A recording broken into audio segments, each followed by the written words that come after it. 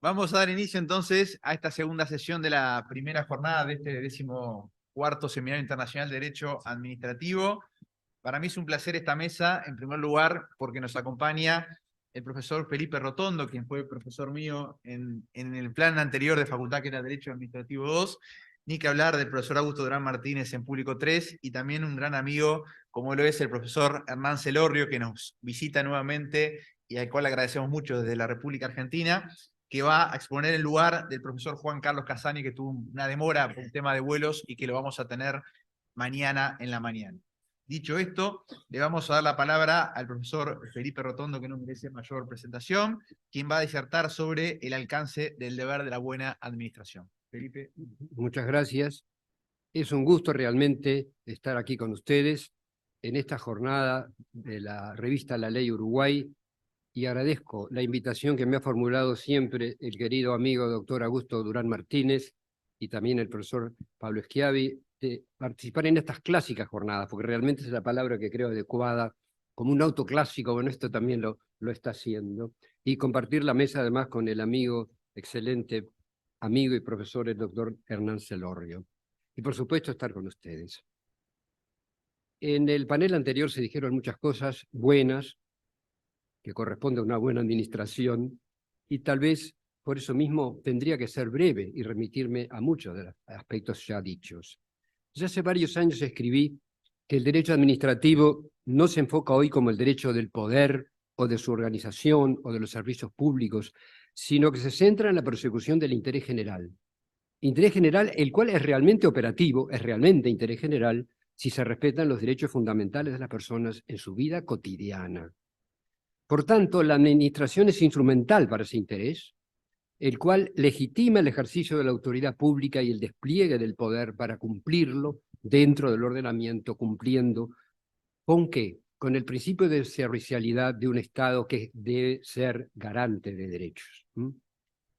Para ello, tiene que haber una buena administración, de manera que no puede existir ese Estado garante de derechos sin esa buena administración.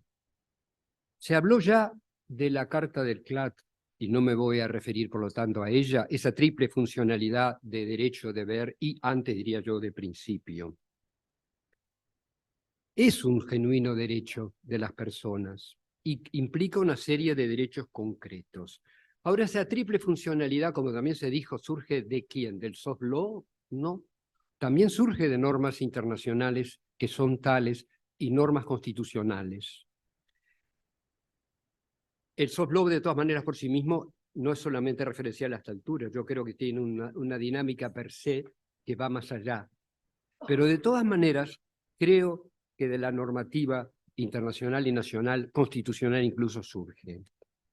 Fue citada ya por la doctora Ruocco la Carta de los Derechos Fundamentales de la Unión Europea, que establece el derecho de toda persona a que se traten sus asuntos imparcial y equitativamente y dentro de un plazo razonable, y a defenderse, a someter al defensor del pueblo los casos de mala administración, porque hay una mala administración cuando no se dan los aspectos que fueron dados en el otro panel y al cual yo trataré de referirme. Con respecto al derecho uruguayo, en la Constitución de la República tenemos lo que muy bien el profesor Esteban expuso, pero yo previamente me siento que resulta útil señalar que en otras constituciones expresamente está establecido de una manera mucho más específica. Por ejemplo, en la Constitución de Brasil, que tenemos además un amigo brasileño, un colega que fue cursante y aprecio mucho, el doctor Guillermo Luna. Por razones de tiempo no voy a referir a los artículos. Se refiere que la administración pública deberá observar los principios de legalidad, impersonalidad, moralidad, publicidad y eficiencia. La de Colombia. La función administrativa está al servicio de los intereses generales y se desarrolla con fundamento en los principios de igualdad, moralidad, eficacia, economía, celeridad, imparcialidad y publicidad. Miren que estoy leyéndoles una parte del artículo. La de Costa Rica, fíjense que es de 1949. La administración pública estará sometida a un procedimiento de evaluación de resultados. y rendición de cuentas, con la consecuente responsabilidad personal para los funcionarios en el cumplimiento de sus deberes. Y yo subrayo esta parte, porque la administración es gente, somos nosotros muchas veces, sea de un lado o del otro, y si nosotros no nos portamos bien como funcionarios y también a veces como público en la relación con la administración, no puede haber y no va a haber buena administración. La de Ecuador, mucho más moderna en el tiempo, obviamente, tiene varios artículos. Dice que la administración pública constituye un servicio a la colectividad que se rige por los principios de eficacia, eficiencia, calidad, jerarquía, etcétera, participación, planificación, transparencia y evaluación. La de España ya fue citada anteriormente, en especial por el doctor Klus, en el artículo 103.1, de que la administración pública sirve, yo diría debe servir con objetividad los intereses generales y actuar, entre otros, de acuerdo con los principios de eficacia, etcétera, ¿verdad? La de Italia, que la mencionó el doctor Esteva, que yo creo que fue adelantada en ese sentido, y Esteva lo señaló, los cargos públicos se organizarán según preceptos de la ley de tal modo que se garanticen su buen funcionamiento e imparcialidad de la administración. Su buen funcionamiento e imparcialidad de la administración, y es de 1947. Con respecto al Uruguay, no voy a referir, por supuesto, al artículo 311 porque no corresponde, pero bien dijo Durán Martínez que esa disposición, aunque de manera indirecta y defectuosa, se adelantó en varias décadas respecto a nuestro régimen en especial, a lo que hoy parece, dijo hace unos años, hoy yo creo que ya no dice parece, sino que dice es una de las conquistas más novedosas del Estado de Derecho.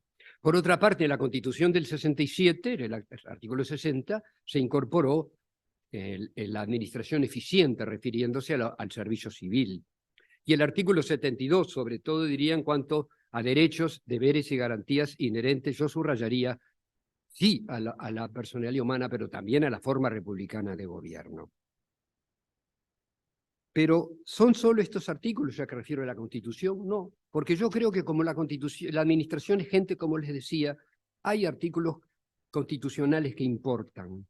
El propio Cajarville decía respecto al artículo 72 que hay deberes funcionales implícitos derivados de la forma republicana de gobierno. Entonces yo digo, bueno, si son, sí, de las personas esos deberes, pero está refiriéndose a los funcionarios, también son de la administración, porque va de suyo por lo que señalé antes, salvo que correspondieran específicamente a las personas, si no, podemos trasladarlo perfectamente a la administración. Por ejemplo, que ya fue dicha, la buena fe o la lealtad, por ejemplo, relacionada con el de probidad. Pero también, si pensamos en la Constitución, fíjense, ya que hablo de las personas, cuando la Constitución refiere a que el funcionario existe para la función y no la función para el funcionario, ¿por qué es? Precisamente para que, actuando debidamente y cumpliendo sus tareas como corresponde, sea una buena administración. Y que el funcionario está al servicio de la nación y no de una fracción política, etcétera. No voy a referirme a todo el artículo. Pero también la Constitución regula, por ejemplo, la responsabilidad del Estado por daño causado en la ejecución de los servicios públicos. ¿Y eso qué tiene que ver? Porque es un principio la responsabilidad de los funcionarios, pero también de la administración. Ustedes recuerden, y no voy a traer el tema de responsabilidad que no corresponde a aquello de subjetiva, objetiva, etcétera, pero la frase de Paul Die, que la responsabilidad, cuando no funcionó bien, funcionó tardíamente o no funcionó. Es la falta de servicio. Bueno, es el no actuar como corresponde, el no existir una buena administración. En la propia Constitución, no quiero cansarles con los artículos, por el 65, pero refiere a la continuidad de los servicios. Los controles de juridicidad o de mérito que están en la Constitución, por ejemplo, respecto a los servicios, a los entes autónomos y servicios centralizados, o más, en el artículo 187, que yo dudo que alguna vez se haya cumplido, como creo que el constituyente quiso, cuando respecto a los directores de entes autónomos y servicios descentralizados, alude a que se tengan en cuenta las condiciones personales, funcionales y técnicas. ¿Para qué? Para que exista una buena administración en el respectivo organismo. Quiere decir que yo creo que no hay duda que del contexto constitucional, no solamente del 311, existe, miren que habría más normas de las que yo acabo de citar, se da ese principio que implica por sí mismo un derecho y un deber también. Me correspondía, de acuerdo a lo que el doctor Durán me indicó, referirme al alcance de esta buena administración. Creo que mucha cosa fue dicha hoy y bien dicha en el panel anterior, pero trataré de todas maneras de cumplir en la medida de lo posible. Ha dicho, y fue citado hoy también Andri Matilla, que la buena administración puede verse como una noción con contenido abierto a la dinámica y la evolución continua. Evoluciona jurídicamente, hay nuevos elementos, ¿de acuerdo? Evidentemente a las necesidades sociales, a los valores, etc. Pero de todas maneras, yo diría que lo que voy a hacer yo es dar determinados pantallazos o grandes aspectos en cuanto a esta buena administración. En primer lugar, el cumplimiento efectivo y razonablemente adecuado de los cometidos. La administración es una organización, sí, una estructura, el Estado lo es, destinada a canalizar adecuadamente demandas sociales y satisfacerlas a través de la transformación de recursos públicos en acciones modificadoras de la realidad. ¿Mediante qué? La producción de bienes, de servicios y también de reglas, de regulaciones. Y entonces ello será bueno si está de acuerdo con la normativa, pero no solamente eso, con la calidad, una calidad razonablemente adecuada, porque de lo contrario habrá ese incumplimiento.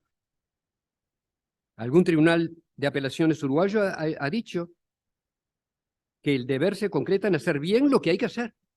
Y lo que hay que hacer está establecido en la normativa de acuerdo a los principios, que los incluyo, por supuesto, en primerísimo lugar en la normativa. El tribunal dijo, el Tribunal Civil Segundo, se trata de hacer bien las cosas tanto en la correcta determinación de fines como la de los medios para alcanzarlos. No tengo duda que se inspiró en distintos autores, entre otros en el profesor Durán en este punto. De manera que es un tema que tenemos en la normativa y en la jurisprudencia y claramente en la doctrina del derecho administrativo. El cumplimiento de los cometidos exige una gestión adecuada en la determinación de metas, planes y programas, en la evaluación del desempeño, en la disposición de los recursos. Un segundo punto, y miren que estoy yendo muy rápido, en una buena organización y un buen funcionario. De esto ya adelanté algo. De la calidad de interrelación entre los distintos elementos de la administración, humanos, tecnológicos, financieros, hasta la propia normativa, habría que incluirla, no sé si en primer lugar, depende la eficacia y la eficiencia.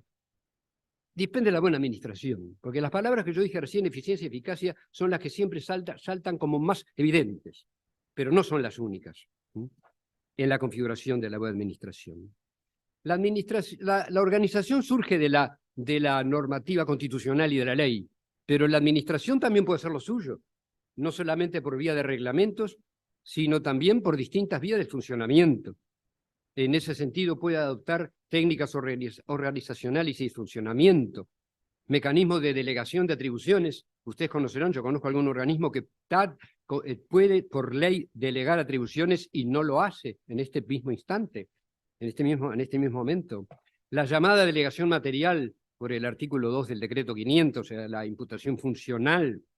Las distintas formas de coordinación, que es fundamental, como proceso integrador que armonice esfuerzos, que armonice recursos. O sea, no solamente problema de coordinación entre administraciones, sino en una misma administración. Sea esa coordinación horizontal o vertical, cualquiera sea la fórmula. Las nuevas tecnologías facilitan esto. Se supone que facilitan, porque a veces complican si no se saben utilizar o se exige al administrado, como en algunos organismos, que si no lo hacen por la vía tecnológica correspondiente, el acceso a la información pública no le quieren contestar, evidentemente violando la legislación. De modo que es clave todos estos aspectos y un adecuado manejo de los bienes públicos y un sistema de personal que lleve a lo que ha dicho la ley del Estatuto del Funcionario, la 19 de la Administración Central, la 19.121, a una actitud y aptitud enfocadas a servir las necesidades de la comunidad. Y observando, dice la ley, los principios de respeto, imparcialidad, objetividad y buena fe, rectitud e idoneidad. Y dice la ley, cumplir las tareas con puntualidad, celeridad, economía, eficiencia, cortesía. O sea, el tema que nos pasa muchas veces a nosotros, y yo creo que no solamente en el Uruguay, es el aterrizar esto a la realidad, el que lo hagamos, ese paso que depende fundamentalmente de la educación a todo nivel, y en el caso de la administración, en la capacitación del personal y también en la remuneración adecuada que se sienta respaldado ese punto de vista. En otro tercer punto, o sea, primero el cumplimiento de los cometidos como se debe, el segundo punto la buena organización, que ha incluido la buena administración, el tercero la valoración del control, la importancia del control y su valoración. El control, siempre decimos, es una actividad que accede a otra, accede porque controla a otra, pero es sustantiva desde este punto de vista y permite, si se la comprende y si se la verifica debidamente, a que se la tome como un elemento de ayuda a una buena administración y no como algo, el enemigo que nos viene a controlar. Y ese controlador puede ser interno, porque también hay controles internos, pero puede ser externo y fortalece el sistema democrático republicano y favorece la buena administración en forma permanente y en una mejora continua. Otro punto, y ya fue dicho de manera que no quiero demorar, es un procedimiento, un buen procedimiento, el desarrollo de un buen procedimiento. Que a veces, quizás yo me he equivocado porque puedo pensar, y a eso pienso en la tutela administrativa efectiva, pero no, esta es más amplia, yo creo que englobaría todo. Pero de todas maneras, debe respetar al administrado en ese procedimiento y cuidarse ella misma para garantías de buen administrar y resolver como corresponde. La Corte Interamericana ha dicho de que el procedimiento debe permitir un análisis completo de la situación y asegurar que todos obtengan un pronunciamiento debidamente motivado. Tiene que entonces haber esa tutela administrativa efectiva en el acceso a la administración, no crear requisitos absurdos, como un poco ya lo señalé. Lo mismo en el desarrollo del propio procedimiento, en el debido procedimiento y en la resolución, que ella se expresa, sabemos la normativa constitucional del 318, pero de todas maneras es un deber de la administración que hace añares, ya lo subrayaba Alberto Ramón Real, y que haya decisiones expresas y con una fundamentación convincente, como lo reitera el Tribunal de lo Contencioso usando ese término. Todo esto hace a la seguridad jurídica, a la previsibilidad, y también importa y ayuda el uso de las nuevas tecnologías para racionalizar el procedimiento. Pero esas nuevas tecnologías también dan lugar a problemas, porque si tenemos que ir a una ética en ese uso, también el derecho puede ayudar, y lo ha hecho. Hay países que han regulado, por ejemplo, el tema en cuanto a los actos automatizados, que puedan resolverse no por un funcionario, sino por una máquina, entre comillas, el deber de una respuesta humana, la reserva de humanidad que siempre tiene derecho también el administrado, y no solamente que quede en una decisión automática. Entonces, este tema daría para más. Y también en la resolución, después en la ejecución de lo que se resuelve a favor o en contra del administrado si corresponde, y una cosa que quiero subrayar, en la ejecución de las sentencias, o sea que se cumplen las sentencias como corresponde, si fueran anulatorias o la que corresponda, es un deber también que tengo que dar incluido, si está en la tutela jurisdiccional efectiva, también en la tutela jurisdiccional administrativa. Otro quinto elemento para este alcance sería el de imparcialidad. La imparcialidad creo que ya fue tratada en el panel anterior, o sea, en realidad la imparcialidad, se dan cuenta que es un tema que depende también de las personas que actúan allí. O sea, el abstenerse de toda actuación arbitraria o que ocasiona un trato preferente, como lo subraya la Carta del CLAE que ya fue mencionada. O sea, acá tenemos las personas físicas actuando y que no deben seguir sin un criterio, sí, a favor de la institución en el sentido correcto de la palabra, no a favor del jefe en el sentido de una relación jerárquica indebida o impropia. O sea que ese es un tema que también debe tenerse cuidado y tenerse en cuenta por los funcionarios, porque hay una cuestión ética. Y les contaría algún cuento que yo viví cuando hace muchos años era funcionario de alguna administración, en que el abogado casi iba a decirle qué quiere que ellos digan en el informe. Eso se dan cuenta que hace mal a la ética de ambos, jerarca y abogado, y cualquier funcionario, podría ser ingeniero el que sea, pero también a la administración, porque tarde o temprano después ese caso llevó a la nulidad de los actos. Claro que lo que se suele decir, yo ya no voy a estar. me refiero al funcionario, al jerarca sobre todo. Y ese es un gran peligro justamente de la administración, es el tema de la gente. Y usted me dirá que no estoy pesimista de la gente. Lo que quiero decir es que podemos hacer una excelente administración del punto de vista de máquina. Mire esa palabra, no máquina, me refiero a la tecnológica, como las teorías viejas de la organización, pero si no hay alguien que las aceite bien en el funcionamiento, no funcionan. Otro aspecto importante es, y fue dicho ya por el doctor, ya el doctor Cruz me copió alguna, me adelantó, él refirió respecto a la carta de clase, y va a pasar así, ¿qué vamos a hacer?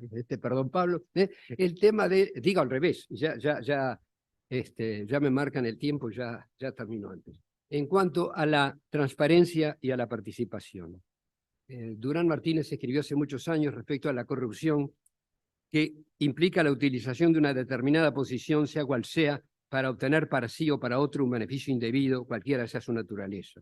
Y por suerte fue tomado bien, en el sentido que la ley 19.823, artículo 12, cambiando alguna palabra, tomó ese mismo concepto. Y entonces, fíjense que es determinada posición y cualquier beneficio indebido, ¿no? De modo que esto es fundamental, porque la buena administración tiene que evitar toda corrupción, y Rodríguez Arana, que ya ha sido citado por referencia al CLAD, señala que también es corrupción. Yo creo que ahí no se animó Augusto, pero estoy seguro que él está de acuerdo. Lo que pasa es que para lo que él quería decir no correspondía, el manejo irresponsable de bienes y fondos públicos, o sea, porque no alcanza que se manejen bien. Tiene que saberse conseguir el resultado debido por el buen procedimiento, porque yo puedo cumplir las normas y no hacer nada. Yo recuerdo en esa misma administración que dije antes, un funcionario que él decía, yo jamás incumplí nada, porque no hacía nada. Entonces, evidentemente, nunca se iba a poder equivocar. Estoy exagerando un poco, pero es la verdad. Yo no fui. Si digo en otra época, ¿cómo va a ser? No fui, ¿verdad? Eso sí, no fui. Bueno, de modo que el manejo responsable de los bienes y de los fondos públicos, el uso adecuado del tiempo también. Porque a veces vieron que a veces se rebaja el horario de trabajo y se hacen las mismas cosas que... El principio el aspecto de participación, que sea bidireccional. La administración también tiene que recoger información que le sirva, tiene que ser abierta desde ese punto de vista, saber utilizar esa información y estar atenta a las necesidades de la gente y escuchar a la gente como corresponde. Y yo creo que es clave, y yo diría como un paraguas, diría de todo esto, el de responsabilidad. Tanto responsabilidad de las personas como responsabilidad de la propia administración. Una responsabilidad que para otros temas se habla ahora de responsabilidad proactiva. Yo creo que sí, que debe serlo, y efectiva, que se cumpla. Dice la doctora Ibanega que es un tema clave. Hay que evitar la inhibición de políticos y directivos públicos en la aplicación de sanciones ante los comportamientos discordantes con los códigos de conducta de la función pública. Y muchas veces existen las normas y están los procedimientos, pero no se utilizan cuando corresponde. Como creo que ahora puede ser que cambie, pero en general se calificaba para no tener problemas, se le da la mejor calificación al funcionario, o por ahí un poquito para no, y a un funcionario que habría que ponerle una nota baja, no para no quedar malo por esto o aquello, no se lo calificaba como responde. Eso somos la gente, me incluyo por supuesto. Entonces, creo que en la cabeza todos tenemos en nuestro país, y no solamente en nuestro país, este tema. Por ejemplo, supónganse en algún decreto, el que aprobó la Agenda de Uruguay Digital 2025, se dice que corresponde a un Estado, por lo tanto una administración, más simple de interactuar y colaborativo. Un decreto reciente, del 210 de este año, sobre otro tema, no interesa cuál, pero no hay inconveniente que se les diga, se refiere al deber jurídico de la administración el conducir su actuación en el marco de los principios de eficacia y eficiencia en el uso de los recursos puestos a su disposición para el cumplimiento de sus fines. En el decreto de reestructura 195 del 2022, ese es muy interesante para mí, vinculado al tema de organización, pero lo que solamente les leo, el habilitar un Estado más eficaz en su accionar regulador y prestador, incrementando su calidad sin aumentar sus costos, diría yo en la medida de lo posible, con una proyección centrada en el cumplimiento de las necesidades y expectativas de los ciudadanos bajo modernos fundamentos técnicos y acentuando la funcionalidad de las actividades. O sea que se exigen para terminar, instrumentos adecuados, habiendo fijado previamente, si no están normas superiores, los fines como corresponde, dentro del marco jurídico. Y para terminar, como decía Thomas Jefferson, cuando alguien asume un cargo público, debe considerarse una persona pública. Y eso es lo que sucede en la administración pública. Y no solamente el jerarca, sino toda la cadena, cada uno en su nivel, cada uno en su responsabilidad. Muchas gracias.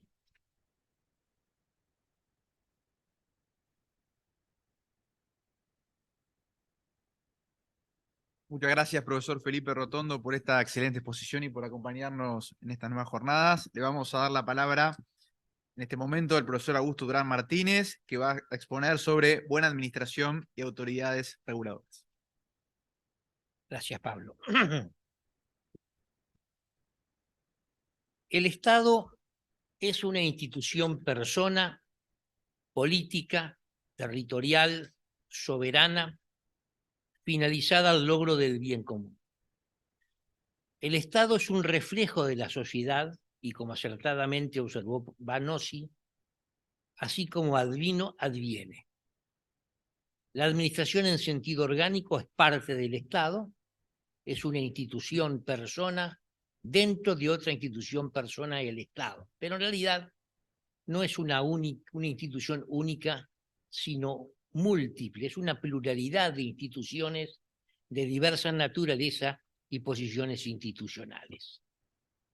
Estas instituciones pueden tener autonomía, persiguen fines específicos, pero al ser parte del Estado actúan en forma coordinada a los efectos de que sus fines específicos se ajusten al fin de la institución superior que la integran, que es el Estado. Dicho de otro modo, esos fines específicos de las instituciones administrativas se encuentran subordinados al fin último del Estado, que es el bien común. Esas administraciones públicas persiguen intereses públicos, o en otra terminología, intereses públicos secundarios, que se encuentran finalizados al interés general o interés público primario. Esos intereses públicos secundarios solo se legitiman en la medida que se adecuen al bien común. Es de interés general la salvaguarda de esos intereses públicos secundarios, como es de interés general la tutela de los intereses particulares, desde el momento que el bien común procura el mejor desarrollo de la persona humana, lo que no es posible sin la tutela de los intereses particulares. La actividad de la administración se encuentra así limitada por el fin del Estado, institución a la que pertenece. Por eso la Constitución de España, en su artículo 103, estableció que la administración pública sirve con objetividad los intereses generales. Fórmula tomada por nuestro decreto 500 y los principales y los más modernos códigos de procedimiento administrativo de Latinoamérica. El interés general sirve así como límite de los límites, por tomar la feliz expresión de Graciela Ruo con su excelente libro. La administración en sentido material es una actividad subordinada, limitada no solo por los fines, como se ha dicho, sino también por los medios. Los medios están subordinados a reglas de derecho de mayor valor y fuerza, por lo que la propia administración produce, como la ley, la Constitución y distintos principios generales del derecho. Como toda institución, el poder está subordinado a la función. En la institución administrativa está subordinada al fin, limitada por él y limitada por los medios, por las reglas de derecho de mayor valor y fuerza, entre ellas las reglas de la buena administración. Hoy Pablo Cruz repitió una definición mía, por la que no lo voy a repetir, ahora simplemente procurando una definición más esencial, diré que la buena administración consiste en procurar el logro del fin de la institución a través del cumplimiento de los fines específicos de sus órganos, por los medios atribuidos por las reglas de derecho. La buena administración así entendida es un principio, es un deber y es un derecho. Abandonó la zona del mérito donde se la colocaba en la década del 50 del siglo pasado para pasar a la zona de la legitimidad. Y todos estos conceptos están magníficamente desarrollados en la Carta del CLAD del año 2013, de la cual se ha hecho mención en la primera jornada de esta mañana. Esta Carta del CLAD, como también se ha dicho, es un instrumento de soft law, pero por la naturaleza de los principios que allí se mencionan, son directamente operativos. Dado el múltiple contenido del concepto de buena administración, esta impacta en la realización de todos los cometidos del Estado, en toda su actividad, tanto en los procedimientos administrativos como en la contratación pública, así como en todo el sistema de control, incluyendo el contencioso administrativo, ya que se ha convertido en una causal de nulidad. Claro que esa aplicación no es exactamente uniforme en todos los casos y varía según el tiempo. Hoy me voy a referir exclusivamente a la proyección de la buena administración en las autoridades reguladoras. Como se sabe, estas tienen su origen en el mundo anglosajón, pasaron a la Europa continental y de allí a América Latina. Por eso, como el sistema jurídico del mundo anglosajón y el de la Europa continental son diversos, no podemos pretender un calco servil y tenemos dos modelos de autoridades reguladoras, uno anglosajón y otro de la Europa continental. Voy naturalmente a poner el énfasis en el modelo de la Europa continental, que es el que se ha difundido en nuestra América.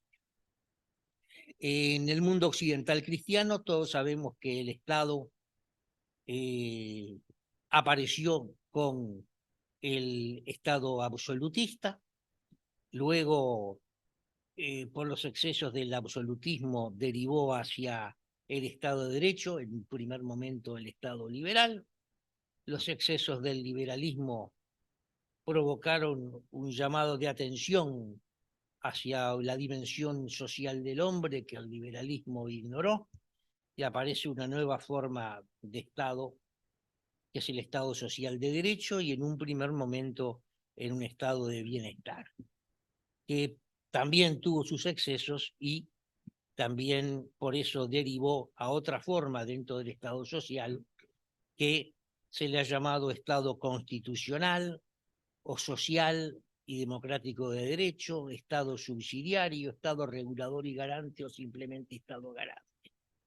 No son cosas distintas, estamos diciendo lo mismo, lo que pasa es que según la terminología que utilicemos ponemos el énfasis en tal o cual aspecto de esta moderna forma de Estado. Pero en realidad estamos hablando de un mismo fenómeno. Y en esta etapa es donde aparece, en virtud del neoconstitucionalismo y por la globalización existente, la importancia de las autoridades reguladoras. Tanto la globalización como el mejor neoconstitucionalismo incidirán en forma decisiva en la prestación de los servicios públicos, tomando este término en su máxima extensión. Mostrará la globalización la insuficiencia de los mercados nacionales y visualizará un mercado global, y el neoconstitucionalismo impulsará una prestación de los servicios en beneficio de los usuarios, por lo que en definitiva lo que se procura es mejorar la calidad de vida de las personas. Los servicios públicos pasan a llamarse preferentemente servicios de interés económico general, se van a estar regidos por el derecho de la competencia, se abandona el régimen de estatalidad que imperaba, y para que el sistema funcione se exige el corte vertical de actividades, la aparición del la noción del servicio universal y la creación de las autoridades reguladoras, que es un poco la clave de bóveda del sistema.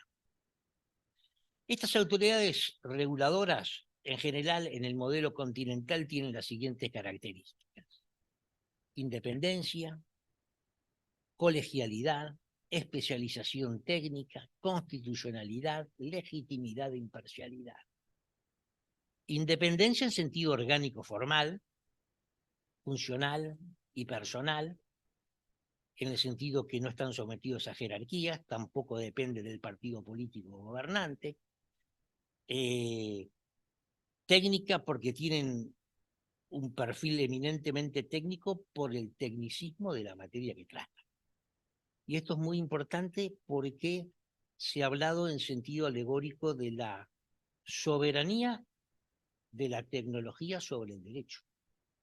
La subordinación del derecho a la tecnología, en el sentido de que el derecho tiene que acompañar los avances tecnológicos, porque si no lo acompaña, el derecho puede frenar el avance tecnológico, puede frenar el proceso, y si el derecho no acompaña, se produce el decaimiento de las normas jurídicas concebidas en función de una tecnología obsoleta.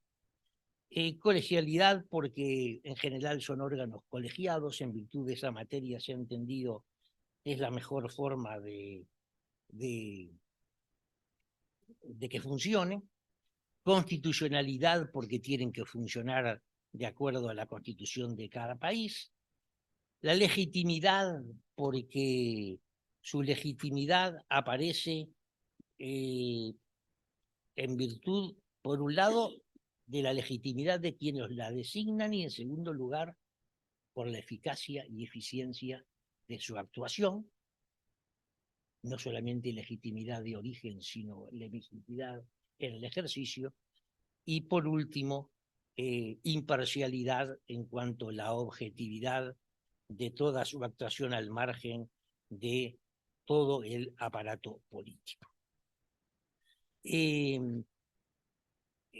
¿Por qué aparecen? Porque el principio de separación de poderes concebido por Montesquieu, absolutamente imprescindible para la libertad, no es suficiente para la nueva realidad y se complementa con nuevas instituciones, entre ellas las autoridades reguladoras, las que en lo interno, en cierta manera, recogen esta división de funciones entre normativa, administrativa y jurisdiccional, adaptándose en cada caso a las régimen jurídico de cada país. Una breve referencia a las autoridades reguladoras en el Uruguay. Dejando de lado el Banco Central, que como muy bien recordaba Daniel Artecona, ha sido la primera autoridad reguladora del Uruguay, creada por la propia Constitución.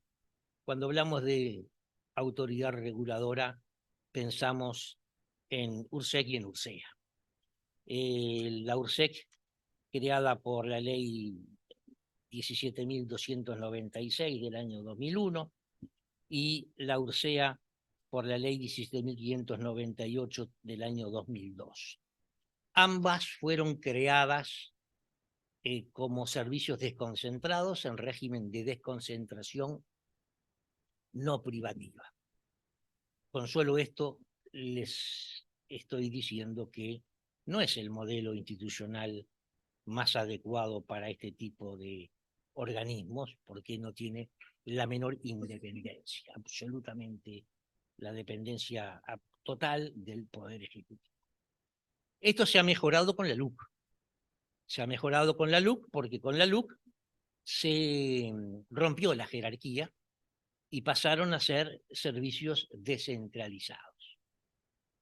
Se mejoró un poco porque se rompió la jerarquía con el Poder Ejecutivo, pero si tenemos en cuenta que la descentralización es un sistema orgánico complejo formado por dos índices, el primario y el secundario. El primario está enclavado en el Poder Ejecutivo, el secundario sería la propia URSEC o URSEA.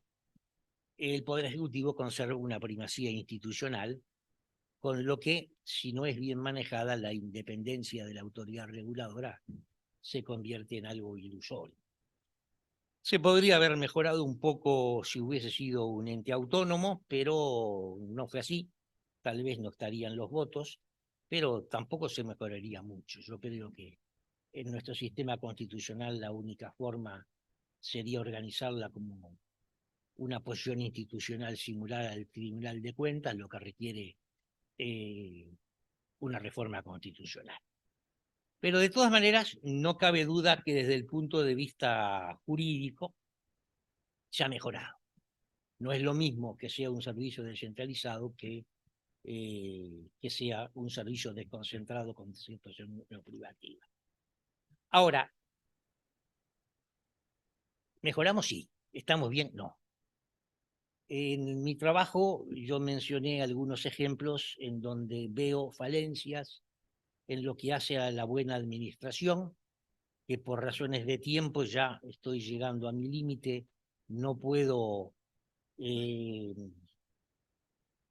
repetirlas, me remito a la lectura del trabajo, pero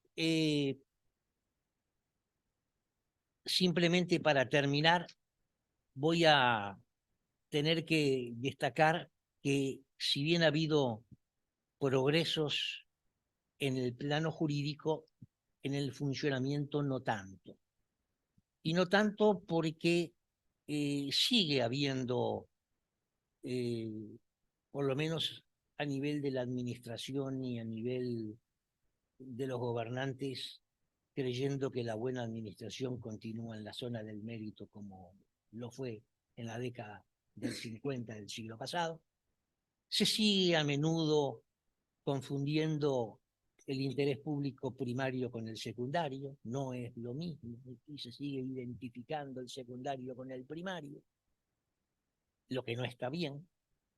Si bien la legislación se ha impuesto el derecho de la competencia en forma muy avanzada, no se aplica correctamente, se sigue actuando con una excesiva deferencia hacia los prestadores de servicios estatales, no se tiene en cuenta todavía esa subordinación, entre comillas, del derecho a la tecnología avanza y el derecho no se adecua, se siguen aferrándose a definiciones que ya han decaído por obsoletas, y eso es algo que no se adecua a la buena administración. Por eso es que es bueno tener en cuenta estos errores, porque de los errores se aprende. Y así como ha progresado el derecho, esto que es una cuestión cultural requiere más tiempo, paciencia y con fe en el progreso de las instituciones. Muchas gracias.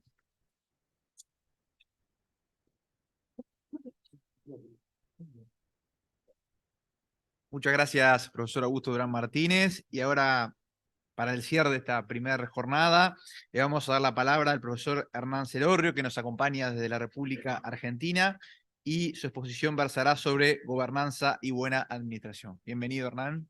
Escuchamos. Bueno, muchas gracias. ¿Se escucha bien, no? Sí. Sí. En primer término, mi agradecimiento a la ley, especialmente al querido amigo Augusto Durán Martínez, y junto con mi agradecimiento por invitarme a participar, las felicitaciones, porque estaba viendo acá adelante exactamente 14 seminarios. Ya lo habían citado.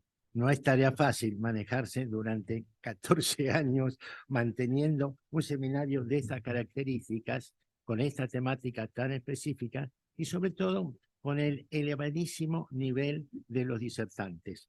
Excluyendo al que habla, evidentemente el nivel, y he participado en muchos, siempre ha sido excelente, como asimismo la publicación ulterior. Muchísimas gracias, realmente, poder participar acá, y más en este momento con un panel tan distinguido como con los amigos Rotondo, Durán Martínez y Schiavi. Para no desentonar mucho, voy a tratar de ser, no digo breve, córteme cuando sea necesario, porque no es muy fuerte la brevedad. Pero sí me parece muy interesante el tema que me ha sido diferido. El tema gobernanza y buena administración. Buena administración, no sé si podemos decir mucho más con todo lo que se ha explicitado y lo que van a tener en la sesión de mañana, pero sí que creo que lo importante es de alguna manera manejar la conectiva entre derecho administrativo, buena administración y gobernanza. En ese sentido, creo que es importante, como en cualquier tema, conceptualizar, para ser más exacto, ubicar el aspecto que se quiere proyectar en cada instituto. Y en ese sentido sí hay que tener alguna prevención, sobre todo, yo digo, apartarse un poco de definiciones frías. Yo siempre recuerdo alguna observación de Muñoz Machado, en mi terminología, no lo estoy diciendo textual, lo tenía anotado por acá, pero si no se va a hacer muy largo. Muñoz Machado decía, refiriéndose a los esfuerzos por definir el derecho administrativo, que habían sido esfuerzos, yo exagero, vanos. En realidad decía que se había perdido demasiado tiempo tratando de caracterizar algo que nunca se pudo hacer y que se hubiera podido dedicar mejor ese tiempo a avanzar sobre algunos institutos que realmente tenían una proyección pragmática, digo yo, una proyección más efectiva.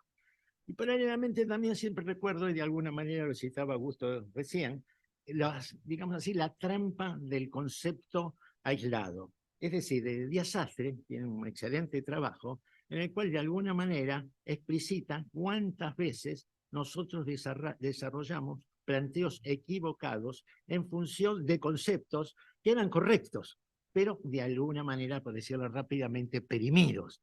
Y eso nos va derivando a conclusiones erróneas. Inclusive lo que yo suelo llamar los conceptos derivativos. Es decir, competencia, por ejemplo. No hay ninguna duda de la relevancia de la competencia, que es estricta, todas las tonterías que nosotros decimos habitualmente. Pero eso que es muy correcto para el acto, por incluso la competencia, la capacidad, etcétera, etcétera, si uno lo proyecta, por ejemplo, este tema, buena administración, y ni hablemos de gobernanza, y parece medio absurdo eso, ¿no? Que la nota es la indelegabilidad. Casi parecería absurdo. Y si no fuera un cenáculo administrativista, nos mirarían, no sé si con mala cara, pero con gran desconfianza. Es decir, ¿hay un error en el concepto de competencia? No, es correcto. Lo que pasa, a veces se transpola el término sin adecuarlo al contexto en el cual tenemos que operar. Y de alguna manera, eso hoy se agudiza cuando vemos la dinámica evolutiva que ha proyectado la tecnología. Es decir, todos los días decimos, el derecho administrativo es evolutivo. Yo me he cansado de citar al pobre Schwartz diciendo que el derecho administrativo es a la vez conservador y evolutivo. Me encantó, es paradojal, las dos cosas, etcétera, etcétera. Pero creo que uno a veces no pone mucho entusiasmo en verificar qué quiso decir con eso de evolutivo. ¿Por qué? Porque además lo evolutivo depende del contexto en el cual opera. Y acá, en cuanto al evolutivo, si hablamos de gobernanza, creo que se puede avanzar mucho. Simplemente iba a leer una definición tradicional de gobernanza que se plantea siempre. Yo, la verdad, no me convence nada, pero como es de la Real Academia, obviamente mi opinión tiene escasísimo valor. La Real Academia dice, por gobernanza, arte de gobernar, cuyo objetivo es un desarrollo económico, social e institucional duradero con equilibrio entre Estado, sociedad civil y mercado. Y yo, leyendo un poco el libro Buen Gobierno de Pierre Rosenbaum, él habla, no dice gobernanza, pero dice acción gubernamental es la gestión cotidiana de la cosa pública, decisión y mando. Entonces, puede ser que sea correcto esto de gobernanza, pero creo que lo que interesa es eso que hace a la acción gubernamental. Es decir, a mí me cuesta mucho pensar que la gobernanza, solamente hay gobernanza si es buena. Y bueno, entonces démosle otro nombre a otra cosa, pero si estamos preocupados por buena administración y por efectividad en la acción del Estado, pensémoslo con alguna amplitud. Es decir, no nos limitemos a una proyección, si me permiten la broma, de Blancanieves, sino pensemos en el mundo efectivo donde hay que operar y dentro de ese marco tan evolutivo. Y lo mismo de alguna manera, cuando avanzamos en derecho administrativo, no quiero volver a las viejas referencias de Nieto, donde dice que la administración se ha desquiciado en las vías del derecho. Es decir, tenemos que saberlo utilizar de una manera razonable. Y en ese sentido, creo que es muy interesante, como en tantas otras, la posición de Cassese, donde habla de no dos derechos administrativos, pero dos etapas. El derecho tradicional y lo que él llama la madurez del derecho administrativo. Y la madurez del derecho administrativo apunta fundamentalmente a un concepto funcional.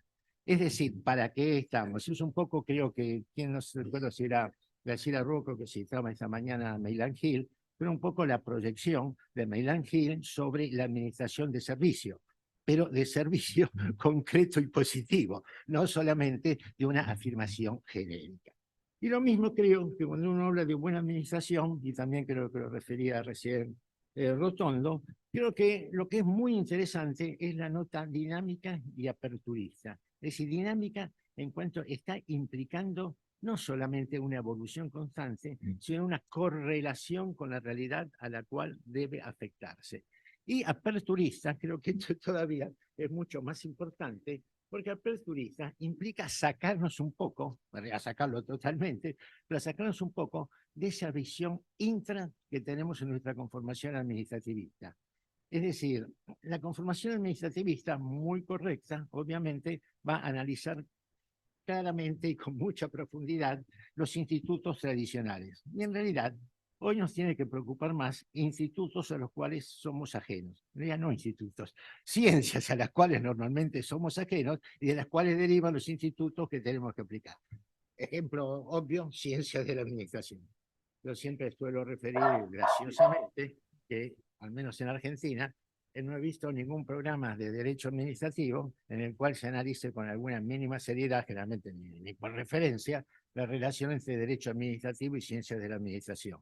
Y si diferenciamos el derecho administrativo del derecho civil, del derecho del elefante, de todas las cosas que se nos ocurren. Pero pareciera, y lo cual es obvio, no nos gusta, es poco simpático. ¿Por qué? Porque se basa en elementos, incluso lógicos, con los cuales nosotros no estamos habituados a trabajar. Y algo más grave, hoy la dinámica tecnológica nos lleva con mucha mayor profundidad a esos aspectos. Entonces todavía se nos hace más difícil. Estamos muy flojos de contenido y también muy flojos de instrumental para acceder a ese contenido. Y la verdad, si uno conecta gobernanza, buena administración, derecho administrativo, en realidad el tema exacto es la definición o la referencia a las políticas públicas. Porque no podemos hablar o pensar seriamente en buena administración de proyección si no pensamos en políticas públicas. Y si pensamos en políticas públicas, vemos también que normalmente el derecho administrativo no se ha constituido en la columna vertebral de la política pública. Quizás más todavía han corrido, no sé si por caminos diferentes, pero no han tenido las conexiones o las interreferencias debidas. El derecho administrativo, en cuanto tome esa posición o esa proyección de Cassese, que se llama Cassese, de madurez, es decir, de proyección funcional, ahí sí nos vamos de alguna manera es decir, acercándonos al tronco sustancial que supone la política pública. ¿Eso qué implica? En primer lugar, dejar de lado el aspecto exclusivamente instrumental al cual somos muy afectos. Creo que hemos avanzado muchísimo en la determinación de los instrumentos hábiles con los cuales puede actuar la administración. Y creo que hemos avanzado debidamente en la correlación entre el instrumental y la función que debe cumplir. Con un agravante. Por el otro lado, contentísimos, nos hemos llenado de derechos fundamentales a diestra y siniestra.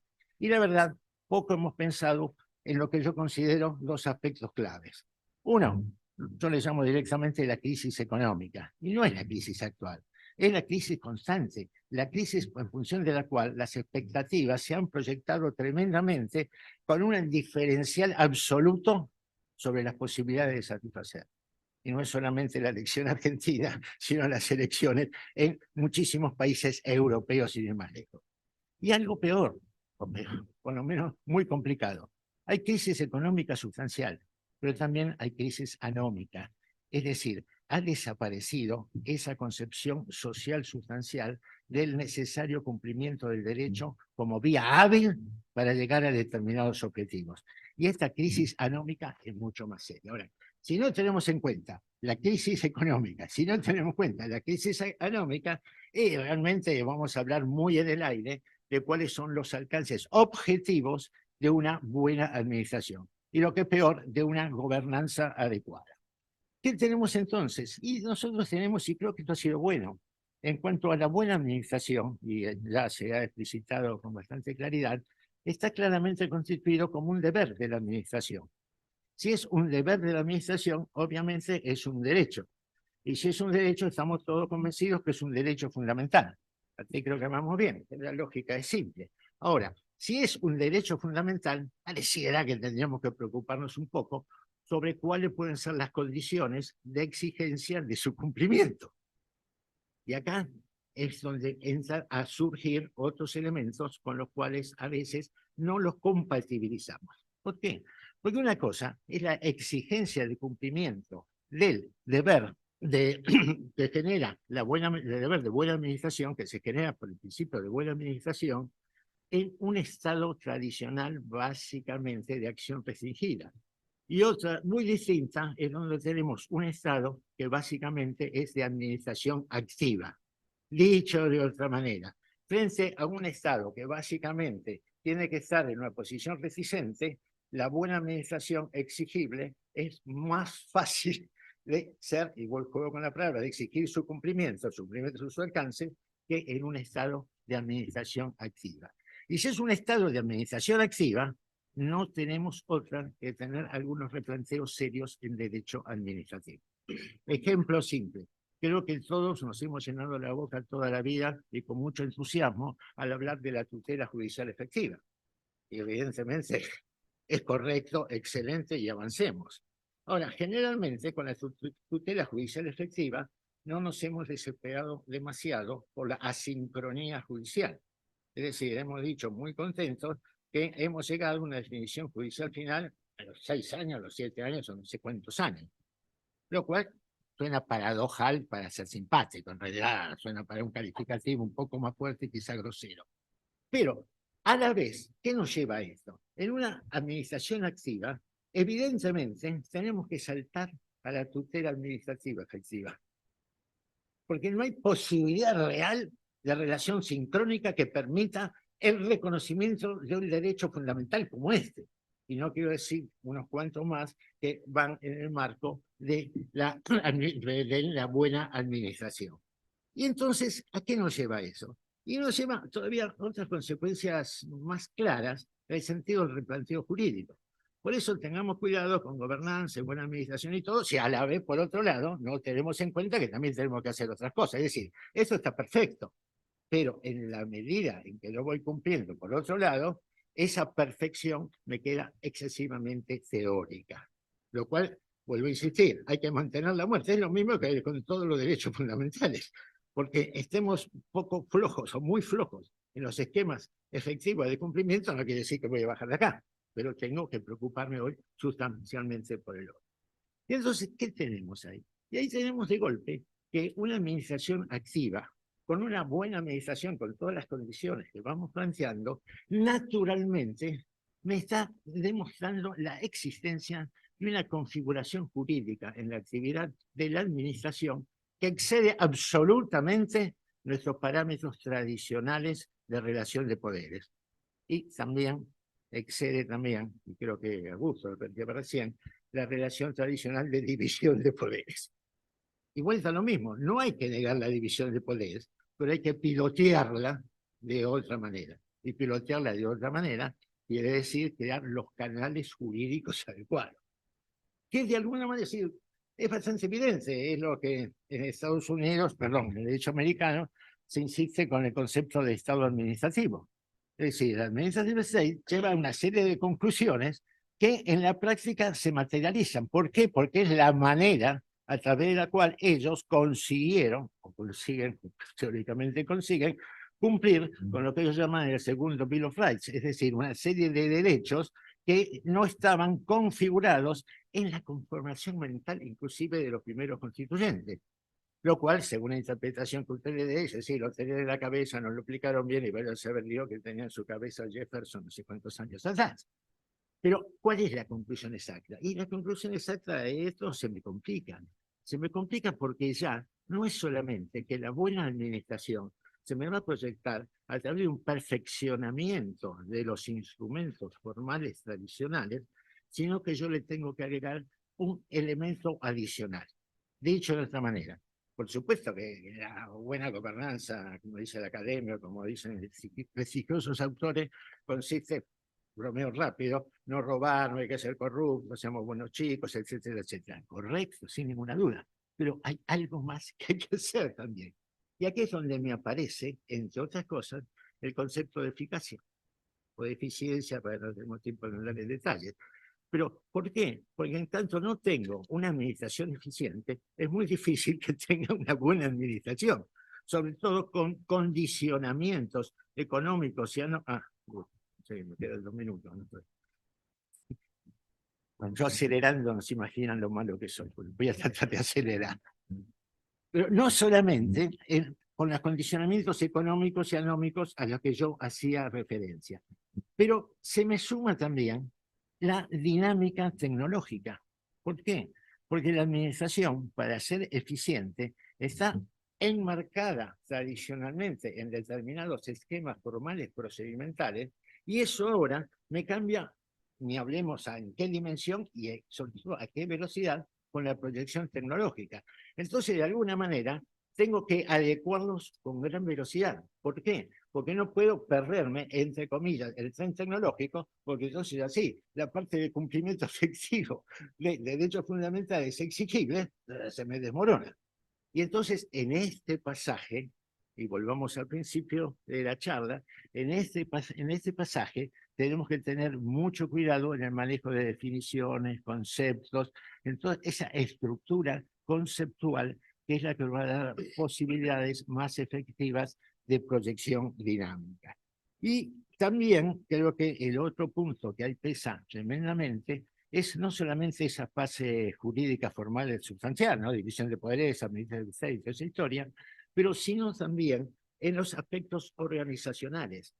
Tengo que avanzar mucho en la organización por ese dinamismo tecnológico, pero también tengo que avanzar tremendamente porque ya la buena administración o la gobernanza en esa proyección no va solamente en manos o bajo el puño del Estado, llamémoslo como lo quieran llamar, sino que cada vez tengo más al sector privado incorporado.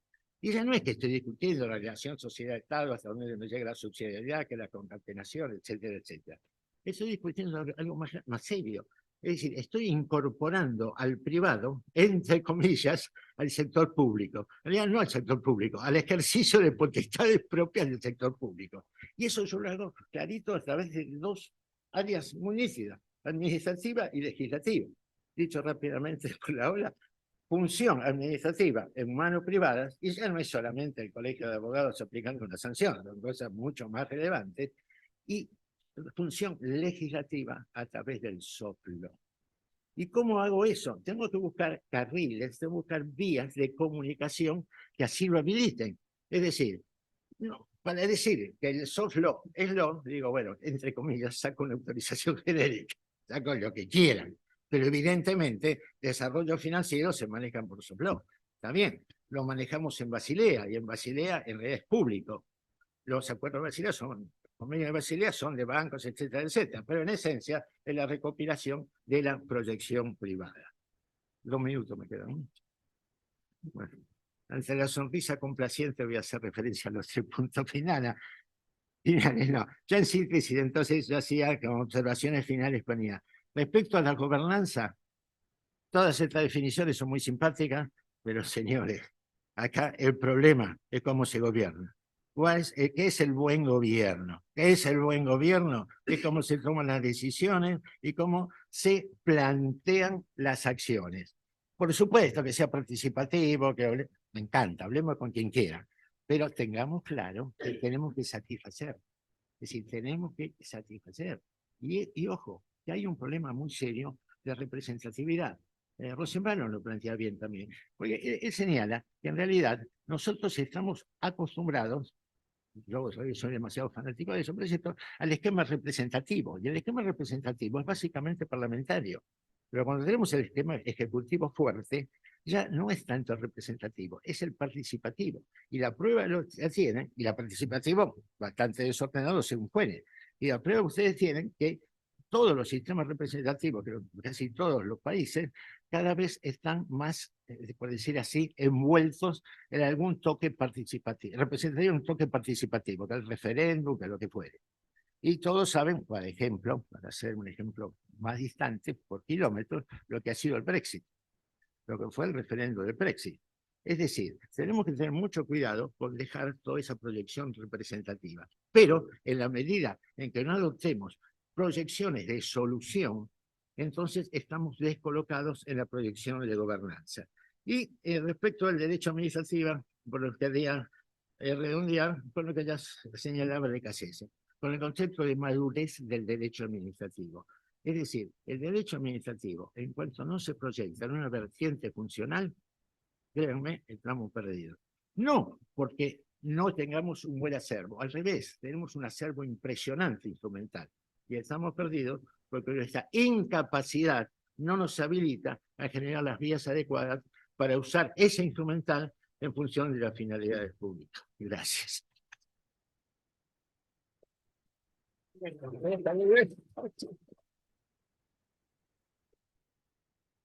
Muchísimas gracias, profesor Hernán Celorrio, por esta excelente exposición. Les agradecemos a todos los presentes y también a quienes nos están acompañando vía Zoom y los invitamos a reencontrarnos a partir de la hora 15:15 puntual para seguir con el seminario. Muchas gracias.